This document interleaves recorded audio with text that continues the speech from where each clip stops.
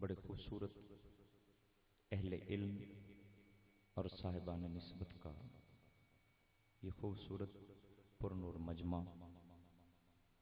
شاہ صاحب کو میں خراج عقیدت پیش کرنا چاہوں گا، جنہوں نے زوال کے اس دور کے اندر ان بزرگوں کا ذکر خیر کرنے کی عرس کے موقع پر دیکھنے میں تو یہ آتا ہے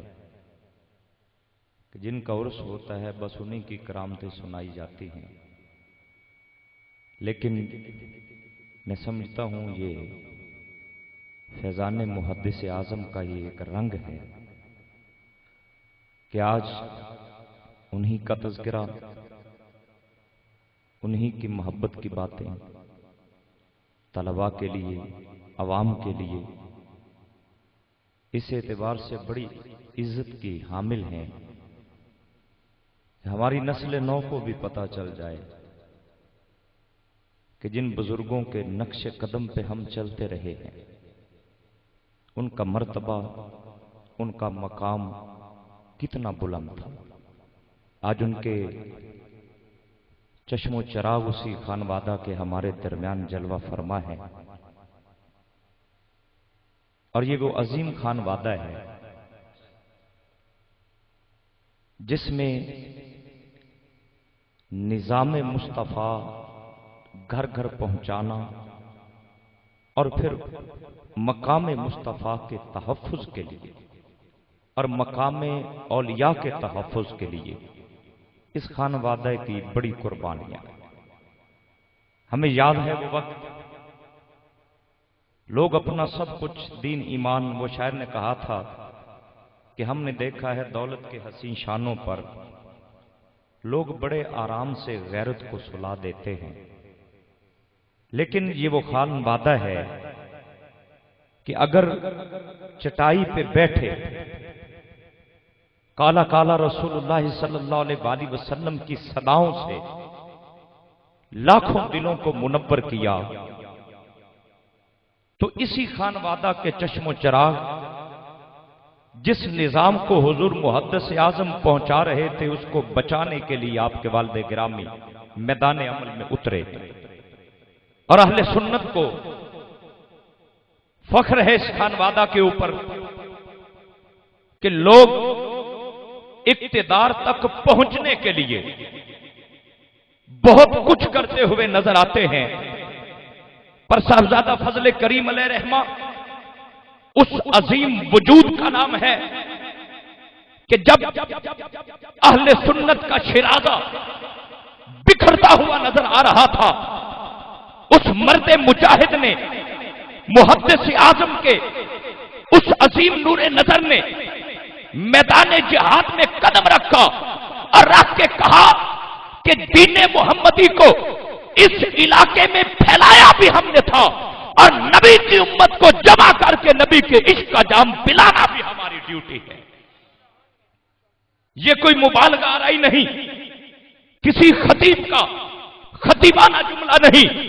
ہمیں یاد ہے کہ ادھر فیصل آباد کی سرزمین پہ بیٹھ کے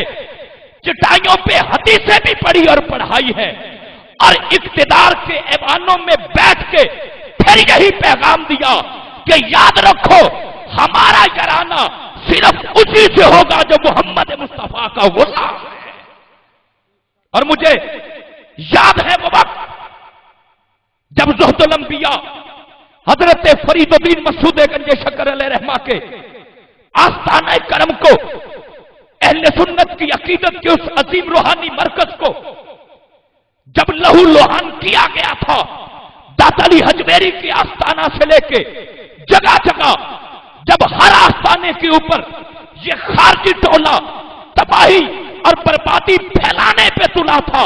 تب اقتدار کو ٹھوکر مار کے صاحبزادہ فضل کریم میدان عمل میں آئے، لانگ مارچ بھی کیے، اور تمام تر آفرز کے باوجود یہ کہا کہ تخت سکندری پر وہ تھوکتے نہیں ہیں، بستر لگا ہوا ہے جن کا آقا تیری گلی میں، جن کی زندگی کا مشن یہی تھا کہ کی محمد سے وفا تو نے تو ہم تیرے ہیں، یہ جہاں چیز ہے کیا، لوہو قلم تیرے ہیں، وہ قافلے بھی ہم نے دیکھے، پھر وہ ہم نے ان کی محبت کے وہ رنگ بھی دیکھے، کبھی قبلہ شاہ صاحب کے پاس، کبھی چلتے ہیں تو پاک پتن میں، کبھی عارف والا، پورے پاکستان کے اندر سنیت کو ایک کر کے بتایا کہ محدث اعظم کا فیضان نہ کل رکا تھا نہ آج رکے گا، یہ تب بھی جاری تھا، یہ آج بھی جاری رہے گا۔ دعوت خطاب دینا چاہوں گا اس عظیم خانوادہ کے عظیم چشم و چراغ کو، اس یقین کے ساتھ کہ نہیں ہے نا امید اقبال اپنی کشت ویراں سے، ذرا نم ہو تو یہ مٹی بڑی زرخیز ہے ساقی۔ التماس گزار ہوں اس عظیم خانوادہ کے عظیم سپوت محدث اعظم کے فیضان کے علمی اور روحانی وارث صاحبزادہ فضل کریم کی ایک خوبصورت متحرک عملی تصویر، اہل سنت کی وہ عظیم پہچان، چیئرمین سنی اتحاد کونسل فیصل آباد کی سرزمین سے مہمان صاحبزادہ حامد رضا رضوی صاحب، چیئرمین سنی اتحاد کونسل، استقبال کیجیے عظیم قائد کا نعرہ تکبیر، نعرہ رسالت، نعرہ تحقیق، اللہ محمد چار یار حاجی خواجہ قطب فرید، جناب صاحبزادہ حامد رضا رضوی صاحب۔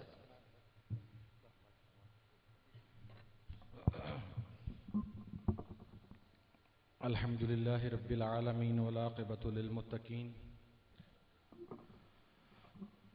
والصلاة والسلام علی نبیہ محمد وعلی آلہ واصحابہ اجمعین، اما بعد فاعوذ باللہ من الشیطان الرجیم، بسم اللہ الرحمن الرحیم، الا ان اولیاء اللہ لا خوف علیہم ولا هم یحزنون، صدق اللہ مولانا العظیم۔ فقال اللہ تبارک و تعالی فی شان حبیبہ، ان اللہ وملائکتہ یصلون علی النبی یا ایہا الذین آمنوا صلوا علیہ وسلموا تسلیما۔ بآواز بلند بحضور سرور کونین ہدیہ درود و سلام پیش فرمائیں، الصلاۃ والسلام علیک یا سیدی یا رسول اللہ وعلی آلک و اصحابک یا سیدی یا حبیب اللہ، الصلاۃ والسلام علیک یا رحمۃ للعالمین وعلی آلک و اصحابک یا شفیع المذنبین۔ انتہائی قابل احترام پیر طریقت، رہبر شریعت، پیر سید خلیل الرحمن شاہ صاحب بخاری قدس سرہ العالی، جملہ سادات اکرام، پیران عظام، انتہائی قابل احترام دوستوں، بزرگوں، بھائیوں، السلام علیکم ورحمۃ اللہ وبرکاتہ۔ وقت قلیل ہے، مجھ سے پہلے 3 تقاریر ہو چکی ہیں، میں بھی صرف زیادہ، چونکہ تقریر کا موقع بھی نہیں ہے، مجھے قبلہ پیر صاحب کا حکم پہنچا تھا، میرا سفر آگے بڑا طویل ہے، مجھے بھی بائی روڈ کوئٹہ بھی پہنچنا ہے، لیکن اس خانوادے کی جو محبت ہمارے خاندان کے ساتھ ہے، اور شیخ الحدیث و تفسیر استاد العلماء شیخ الحدیث مولانا منظور احمد شاہ صاحب رحمۃ اللہ تعالی علیہ، اور ان کے بعد پیر صاحب قبلہ کا جو تعلق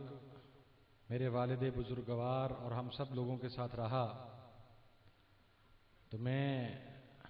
پیر صاحب کے ٹیلی فون کو حکم کا درجہ ہی دیتا ہوں، تو میں اس حکم کی بجاوری کے لیے حاضر ہوا۔ کوئی خاص تقریر مقصود نہیں ہے، صرف 1-2 پوائنٹ آپ کے سامنے ریز کر کے پھر میں اجازت چاہوں گا۔ میں نے آپ کے سامنے قرآن پاک کی جو آیت مبارکہ تلاوت کی، اس کے دوسرے حصے میں ہے کہ لَهُمُ الْبُشْرَى فِي الْحَيَاةِ الدُّنْيَا،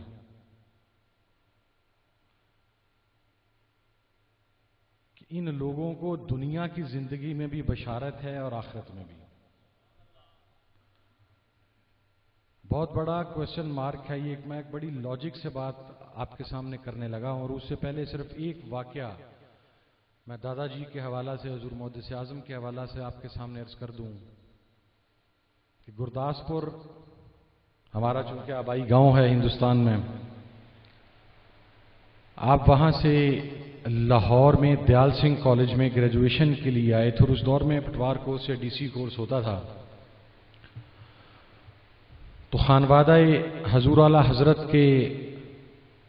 عظیم چشم و چراغ کا خطاب تھا حضور داتا گنج بخش رحمۃ اللہ تعالی علیہ کے دربار پر. تو طالب علم تھے، کالج سے نکلے، اور جن لوگوں کو لاہور کا علم ہے یا سمجھتے ہیں ان کو پتہ ہے کہ دیال سنگھ کالج میں اور حضور داتا صاحب کے دربار میں کوئی زیادہ ڈفرنس بھی نہیں ہے، فرق نہیں ہے. بندہ 5-10 منٹ کی پیدل مسافت سے وہاں پر پہنچ جاتا ہے. وہاں پہنچے، خطاب سنا، اپنی تعلیم چھوڑی،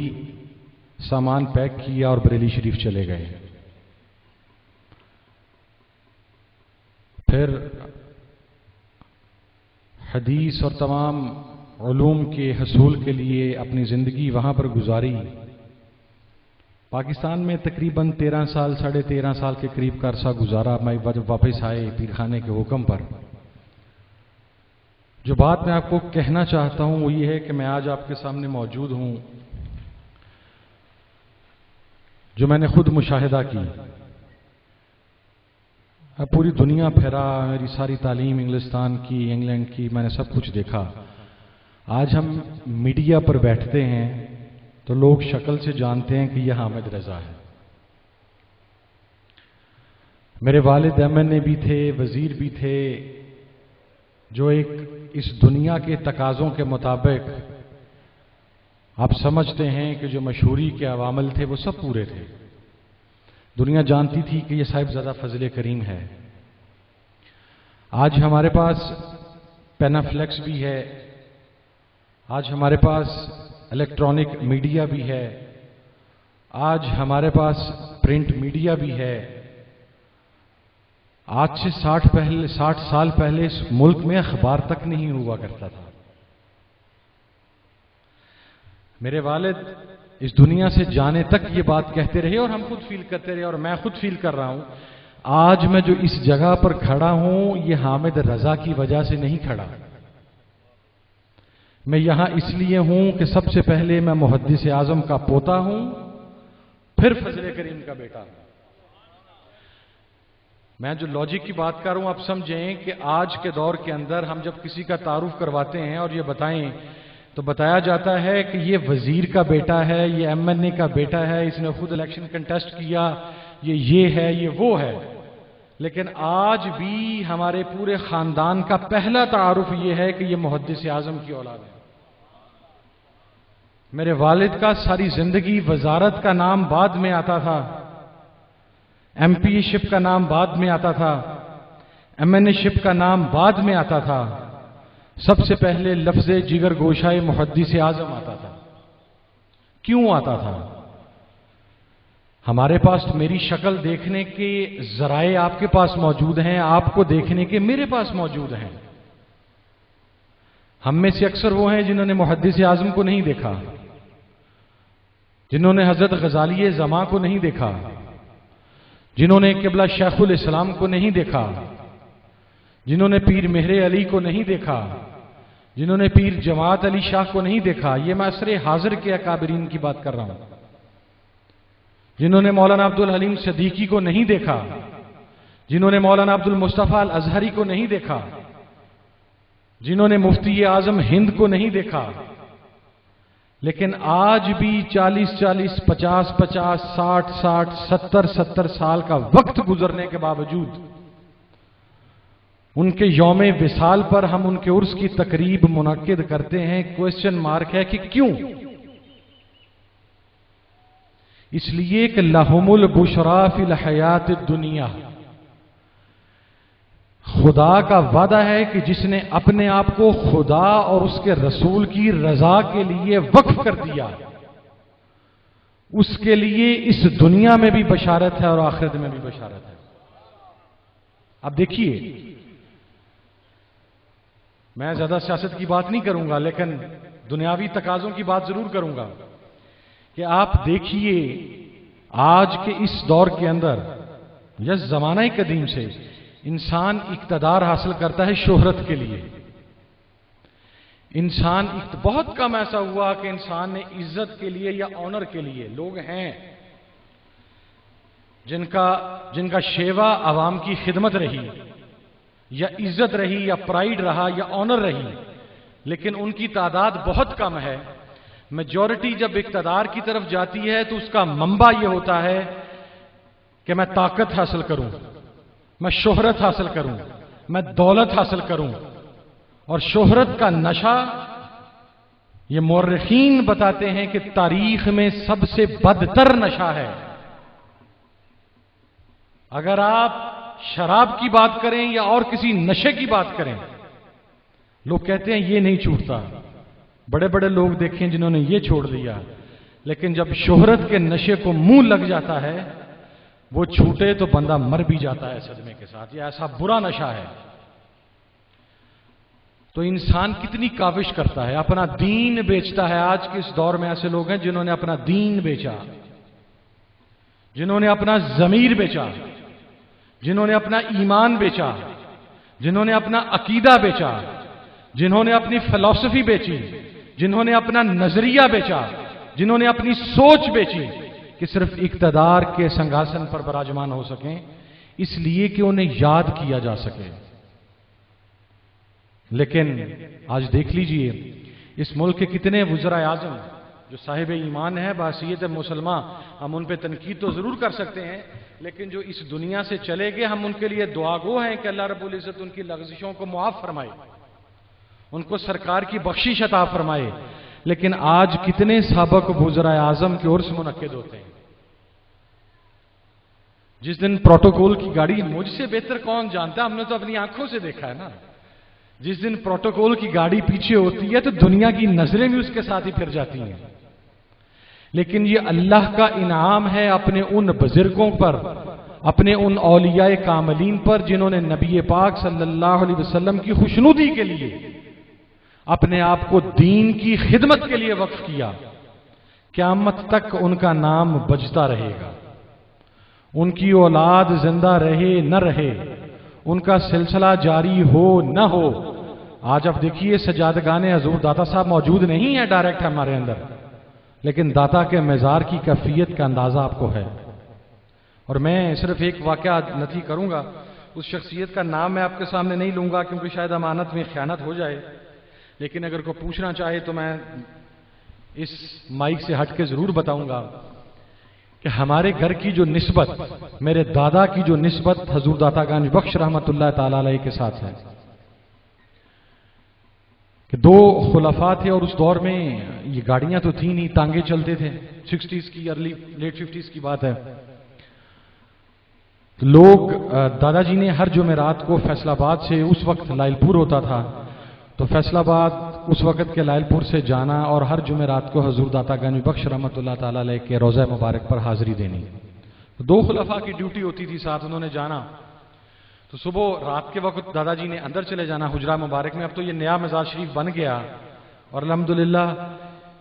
اس کی تختی پہ بھی تا قیامت میرے باپ کا نام رہے گا، داتا کے غلاموں کا نام رہے گا. تو وہاں پرانا جو حجرہ مبارک تھا وہ اگر کسی نے دیکھا ہو تو وہاں پہ ڈائریکٹ ایکسیس ہوتی تھی. یہ ابھی پروٹوکول سسٹم نہیں تھا وہاں پہ. ابھی وزراء، حکومتی نمائندے، وزیر اعظم صاحب کو تو خیر اب توفیق نہیں ہوتی، سعودیہ جانے کے بعد اب دوبارہ انہیں حضور داتا گنج بخش کے دربار پر ہم نے تو نہیں دیکھا کم از کم، لیکن یہ صرف ان کے لیے اندر سے کھلتا ہے، وہ پرانے دور میں سب کے لیے کھلتا تھا. تو وہ ایک خلیفہ تھے، انہوں نے کہا کہ ہم کافی سالوں سے ساتھ آ رہے تھے. تو ایک دن میں نے کہا کہ یار وہ جو پرانے حجروں کے سٹائل میں جالیاں لگی ہوتی ہیں وہاں سے دیکھیں تو صحیح کہ حضرت صاحب نیچے جاتے ہیں استاد جی،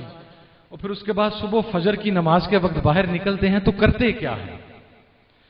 یہ واقعہ دادا جی کے ان خلیفہ مجاز نے لاہور مال ٹاؤن لنک روڈ پہ، آج بھی ان کی اولاد وہاں پر موجود ہے. چند سال پہلے ان کا وصال ہوا. میں انگلینڈ سے پاکستان آیا تھا اپنی چھٹیوں پر، تو مجھے اسپیشل انہوں نے بلوا کے لاہور یہ سنایا. انہوں نے وہ یہ کہتے ہیں کہ جب ہم نے جالیوں سے دیکھا تو ہم نے یہ دیکھا کہ نیچے سے ذکر کی آواز آ رہی تھی، اللہ اللہ کی، اور ہم نے دیکھا کہ محدث اعظم کا دڑ کسی جگہ ہے، سر کسی جگہ ہے، ٹانگ کسی جگہ ہے، بازو کسی جگہ ہے، کمرے سے صرف اللہ کی صدا تھی۔ تو ہم صبح جب وہ ایک بے ہوش ہو گیا، خیر وہ کہتے ہیں پانی شانی ڈالا، صبح فجر کے وقت کہتے ہیں جب حضرت صاحب باہر تشریف لائے اور ہم نے آپ کو ریسیو کیا، ظاہرہ کو رومال جوتی جو بھی خادم نے خدمت کرنی ہوتی، وضو کے لیے تشریف لے جا رہے تھے نماز فجر کے لیے، تو ہمارا بازو پکڑ کر کہنے لگے کہ بندہ خدا جب تمہیں منع کیا تھا تو تم نے کیوں دیکھا؟ آج کے بعد یہ بات تمہارے سینے میں دفن رہے گی۔ وہ شخص بتاتے ہیں کہ میں نے 5 افراد کو اپنی زندگی میں یہ بات بتائی، 3 ان کے بیٹے اور 2 ان کے پوتے۔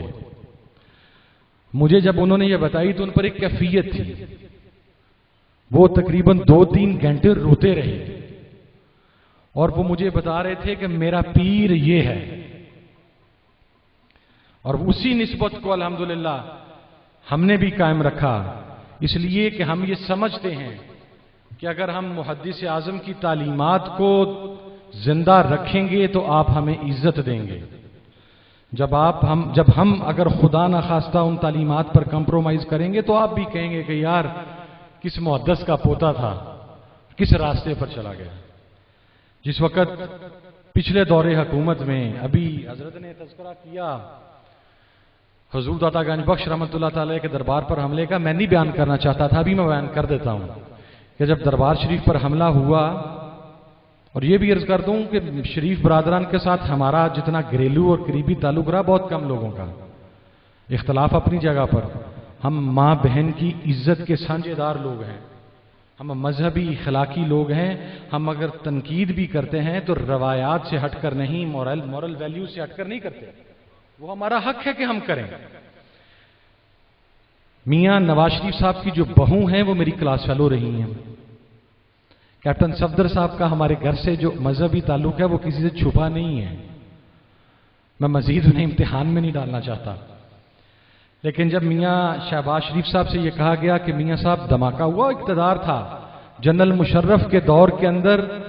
میرا والد جس کے اوپر الحمدللہ آج تک کسی ایک شخص نے، شدید ترین دشمن نے بھی اس کے کردار پر انگلی نہیں اٹھائی، صرف اصولوں کی خاطر مشرف کے اقتدار کو ٹھوکر مار کر ہم نے نواز شریف کا ساتھ دیا، جیل گئے، میں جیل گیا، ہم سب جیل میں رہے، اور جب ہمارے مزے کی باری آئی، دنیاوی تقاضوں کے مطابق میاں صاحب کا اقتدار آیا، داتا گنج بخش کا حملہ ہوا، تو میاں شہباز شریف صاحب نے ایک لفظ کہا، وہاں پر میں موجود تھا اس گاڑی میں، جب آج کے موجودہ وزیر قانون، یہ اس دور میں بھی وزیر قانون تھا،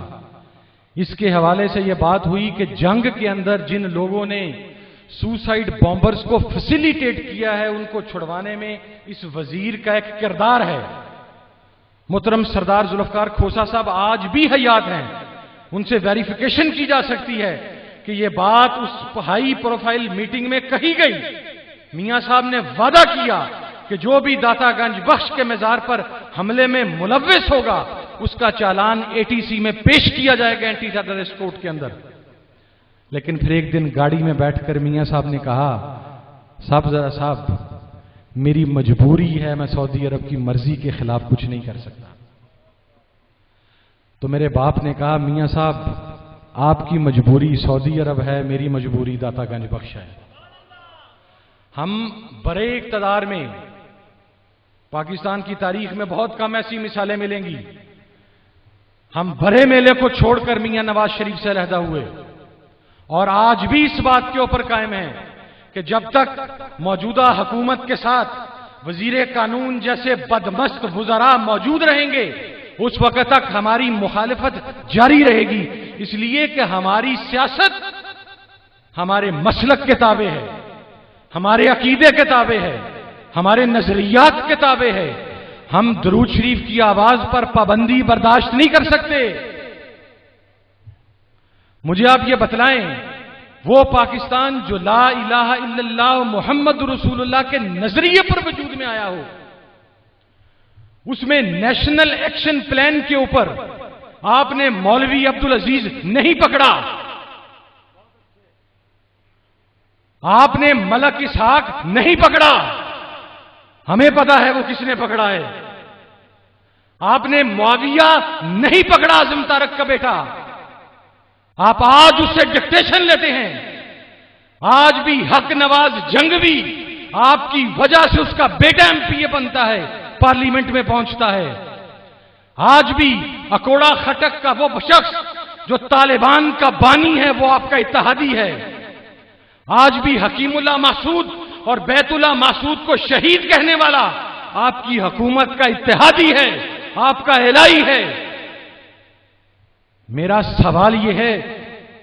کہ اتنا کچھ کرنے کے باوجود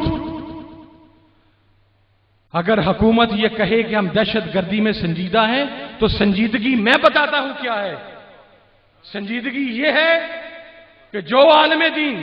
جو مولوی اذان سے پہلے، تقریر سے پہلے، جمعے کے خطبے سے پہلے الصلاۃ والسلام علیکہ یا سیدی یا رسول اللہ اس سپیکر میں پڑھے، کہتے ہیں وہ دہشت گرد ہے۔ وہ اس لیے دہشت گرد ہے کہ وہ اسلحہ نہیں اٹھاتا۔ ہم بھی اسلحہ اٹھا سکتے ہیں، ہمیں بھی اٹھانا آتا ہے۔ ہماری رگوں میں بھی ایک جاٹ کا خون ہے، لیکن ہم اپنے گھر کو برباد نہیں کر سکتے۔ یہ پاکستان ہمارے بزرگوں نے بنایا تھا۔ میاں نواز شریف آج تمہارے رائٹ، تمہارے لیفٹ وہ بیٹھے ہیں جو کہتے تھے قائد اعظم کافر اعظم ہے، جو کہتے تھے ہم پاکستان بنانے کے گناہ میں شریک نہیں ہیں، اور جو کہتا ہے یہ فرقہ واریت ہے، بھلے کہتا رہے، مجھے کوئی پرواہ نہیں۔ میرے باپ نے، میرے دادا نے، میرے نانا نے اگر اس ملک کے لیے قربانیاں دی، اپنا خون دیا، تو میں غدار کو غدار کہوں گا۔ جو کل تک غدار تھا آج کشمیر کمیٹیوں کا چیئرمین بن بیٹھے، آج سینٹ کا ڈپٹی چیئرمین بن بیٹھے، اور تم ہمیں بتاؤ کہ ہم درود پڑھنے والے دہشت گرد ہیں۔ ہم ایسے اقتدار پر لعنت بیچتے ہیں جس اقتدار میں ہمیں درود شریف پر کمپرومائز کرنا پڑے۔ میں سیدھی بات آپ کو کروں، یہ بدنما داغ ہے جو میاں شاہ، میرا بڑا سیدھا مزاج ہے، میں نارملی نہیں کرتا، لیکن نبی کی ناموس کے لیے تو ہمارے اپنے باپ دادا، ہماری اولادوں کی بھی کوئی اوقات نہیں ہے۔ یہ بدنما داغ ہے جو نواز شریف اور شہباز شریف کے ماتھے پر رہے گا کہ وہ سلطنت جو مدینہ کے بعد اس دنیا میں دوسری سلطنت ہے، جس کی بنیاد لا الہ الا اللہ محمد رسول اللہ کی بنیاد پر وجود میں آئی، اس سلطنت کے اندر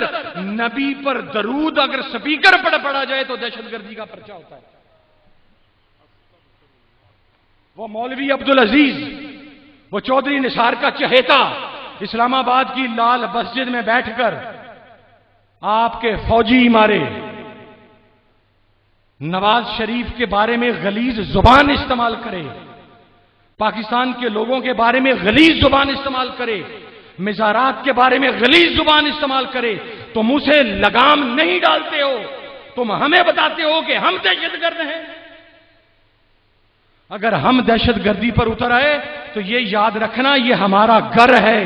ہم پاک کرنے کے لیے نکلے تو سب سے پہلے تم سے پاک کریں گے جو دہشت گردوں کے باپ ہو۔ پاکستان میں ہر پولیٹیکل ایلیٹ نے، وہ زرداری بھی ہو، اس نے دہشت گردوں کا ساتھ دیا۔ آپ جائیں سندھ کے اندر، ہزاروں کی تعداد میں مدرسے اس لیڈر آف دا اپوزیشن نے بنوائے، خورشید شاہ صاحب نے، کہتے ہیں میں سید ہوں۔ سید نبی کے گستاخوں کا ساتھی نہیں ہو سکتا، سید آل نبی کے مخالفین کا ساتھی نہیں ہو سکتا۔ اور ایک بات میں عرض کروں، درود شریف پر پابندی کو ہم تو نہیں مانتے، ہمارے تو جوتے کی ٹھوکر پر ہے۔ ہمارے خلاف 32 FIR ہمارے الحمدللہ مدرسے میں آج بھی اذان سے پہلے بھی درود پڑھا جاتا ہے۔ میں ایسی ریاست کے اس قانون کو ماننے کے لیے تیار نہیں ہوں جو ریاست یہ کہے درود سپیکر میں نہ پڑھو اس سے دہشت گردی پھیلتی ہے، درود سپیکر میں نہ پڑھو اس سے دہشت گردی پھیلتی ہے۔ اور وہ جو حق نواز کا بیٹا جنگ میں بھاشن دیتا ہے، وہ مہاتما گاندھی کی زبان بولتا ہے نا وہاں پر بیٹھ کر، جو ہمیں مشرک کہتا ہے، اس کی مرتبہ تمہارا ایمپلیفائر ایکٹ ختم ہو جاتا ہے۔ ہم نبی کی ناموس پر سودا نہیں کریں گے۔ میاں صاحب، میرے باپ نے کہا تھا گاڑی سے اترتے ہوئے لاسٹ ٹائم، اور میں برملا اس لیے اظہار کرتا ہوں کہ میاں شہباز شریف کے ساتھ میں بھی وہاں پر موجود تھا، میاں صاحب میرے سامنے اس بات کو ڈینائی کریں کہ میاں صاحب داتا صاحب کی مار پڑے گی، اور اب تو تم نے غازی اسلام کو بھی شہید کر دیا۔ تاریخ میں آپ مجھے بتائیں کوئی ایسا انسیڈنٹ کہ ایک اسلامی ریاست کے اندر ایک شخص توہین رسالت کرے، آپ کی ریاست اس کے اوپر خاموش رہے، اس شخص کو نہ پکڑے، ایف آئی آر نہ دے، کیفر کردار تک نہ پہنچائے، اور اس کے بعد جس شخص نے اس گستاخ کو جہنم واصل کیا ہو اس شخص کو پھانسی کے پھندے پر چڑھا دیا جائے۔ یزید کے نام پر بھی لعنتیں پڑتی رہیں گی قیامت تک، اور جنہوں نے ایک عاشق رسول کو شہید کیا وہ جو بھی ہو اس کو قیامت تک یہ بھگتنا ہے۔ یہ مکافات عمل ہے۔ ہماری سوسائٹی کے اندر سب سے بڑی عزت، میں دل سے عزت کرتا ہوں میاں شریف صاحب کی۔ ایک بات میں آپ کو عرض کر دوں، اس لیے کہ جب میں شریف کمپلیکس میں پڑھتا تھا میں نے اس شخص کا کردار اپنے سامنے دیکھا ہے۔ 5 وقت کا نمازی آدمی تھا، ہم دل سے ان کی عزت کرتے ہیں، لیکن یہ مکافات عمل ہے جس نے نبی کی ناموس پر پہرا دینے والے کو پھانسی دی، آج اس سے عدالتوں میں اس کے باپ کے بارے میں سوال ہوتا ہے۔ اگر سمجھو اس میں عقل والوں کے لیے اس نشانیاں ہیں، اگر سمجھو کہ یہ کیوں ہو رہا ہے، یہ چند دنوں میں یہ کایا کیوں پلٹی۔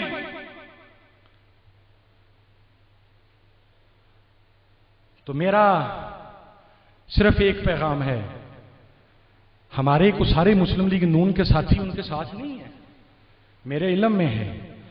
بہت سارے ہماری، چونکہ خود رفاقت رہی مسلم لیگ نون کے ساتھ 25 سال رہی۔ یہ داتا گنج بخش کا دربار میاں صاحب نے اپروو کیا تھا میرے والد کے کہنے پر، اس کا کریڈٹ ہم آج بھی انہیں دیتے ہیں، لیکن سعودیہ سے آنے کے بعد میاں صاحب بدل گئے، میاں صاحب وہ میاں صاحب نہیں رہے۔ ہماری آج بھی درخواست ہے میاں صاحب آپ ہوش کے ناخن لیں۔ آپ دیکھیں جب تک آپ صوفیزم کے فالوور تھے، جب تک آپ ہر جمعرات کو رات 2 بجے کے بعد داتا کے مزار پر حاضری دیتے تھے تو اس ملک میں آپ کو 2/3 میجورٹی ملتی تھی۔ آج جب آپ ان سے علیحدہ ہو گئے، یہ کوئی قبروں کے اندر سے ڈنڈے نہیں نکلنے، کو حضرت موسیٰ کا عصا نہیں حضرت عیسیٰ کا نیچے آ جانا، کو کلاشنکوفوں کا اجرا نہیں ہونا آسمان سے زمین کی طرف، کو پرائم منسٹر ہاؤس کی طرف یا کسی اور جگہ پر وہاں پر کوئی راکٹ نہیں گرنے۔ جب خدا رسی دراز کرنے کے بعد کھینچتا ہے تو ایسے ہی کھینچتا ہے، آپ کو اس دنیا میں سب سے پہلے رسوا کرتا ہے، آخرت کا حساب تو بہت بعد میں دینا ہے ہمارا۔ دیکھیں میرا لاسٹ کویسچن ہے، ممتاز قادری پھانسی چڑھ گیا، آسیہ ملونہ کو کیا تکلیف ہے وہ پھانسی نہیں چڑھتی؟ آپ تو کہتے ہیں کہ جناب وہ ممتاز قادری نے قانون اپنے ہاتھ میں لیا تھا، ہم آپ کی قانون کی بات ہی مان لیتے ہیں۔ آپ کے قانون نے، آپ کی عدالت نے کہا کہ آسیہ نے توہین رسالت کی ہے، اس کی سزائے موت ہے، آپ کی اعلیٰ ترین عدلیہ نے اس کی سزائے موت بحال رکھی، تو اس کو سزائے موت کیوں نہیں دیتے ہو؟ اس لیے کہ امریکی آقا کہتے ہیں کہ نہیں ٹانگنا، مرزائی آقا کہتے ہیں کہ نہیں ٹانگنا، نہ ٹانگو۔ ہم پرامن آواز بلند کرتے رہیں گے، ہم متشدد لوگ نہیں ہیں، لیکن خدا کی لاٹھی پھر ایسے ہی برسے گی، یہ پھر نسلوں کو، لمحوں نے خطا کی، صدیوں نے سزا پائی، ایک شخص کی خطا اس کی نسلیں بھگتتی ہیں۔ تو آج بھی ان تمام لوگوں سے جو اس بات کے اندر پارٹیسپینٹ رہے ہیں، جو کبھی کسی پلان کے اوپر اور کبھی کسی پلان کے اندر، ضرب عضب میں وہ ملٹ کالعدم لشکر جنگوی کا نام تو نہیں ہم نے دیکھا، اور میں کوئی لفظی کلامی باتیں نہیں کر رہا، میں نے 24 گھنٹے میڈیا پہ بیٹھنا ہوتا ہے، میرے پاس ٹوٹل ایویڈنسز ہیں۔ وہ مولوی فضل الرحمان خلیل، اگر آپ کہیں تو میں اپنے آئی پیڈ سے بھی آپ کو نکال دیتا ہوں، آپ کی 5 سیکیورٹی ایجنسیز نے اس کے مدرسے میں جو سوسائڈ بامبر تیار ہوئے ہیں ان کو آئیڈینٹیفائی کیا بائی نیم. اور وہ پتہ کیا کرتا ہے؟ اسلام آباد میں 2 ایلیٹ فورس کی گاڑیاں اس کی حفاظت کرتی ہیں. پاکستان کے نیشنل ٹی وی کے اوپر بیٹھ کر بھاشن دیتا ہے اور یہ ہے ہماری حکومت کی دہشت گردی کے خلاف جنگ. ہم سب کو مل کر متحد ہو کر متفق ہو کر نظام اور یہ تفریق مسلک سے بالا، مذہب سے بالا، زبان سے بالا، جماعت سے بالا تر ہو کے، ہمیں جماعتی تفریق سے بھی بالا تر ہو کر جو یا رسول اللہ کہنے والا ہے اس کا ساتھ دینا ہے. یہ عہد کرنا ہے کہ جو یا رسول اللہ کہے گا وہ کسی جماعت میں ہو، جو نظام مصطفیٰ کی بات کرے گا ہم اس کا ساتھ دیں گے. میں آخر میں قبلہ پیر صاحب کا تہہ دل سے مشکور ہوں. میری اگر کسی بات سے میرے کسی ساتھی کی، میرے بزرگ کی، میرے دوست کی حوصلہ شکنی ہوئی ہو یا ان کو ضرب پہنچی ہو تو میں سٹیج کے اوپر برملا ان سے معافی کا خواستگار بھی ہوں اور معذرت کا طلبگار بھی ہوں. آخر دعوانا الحمدللہ.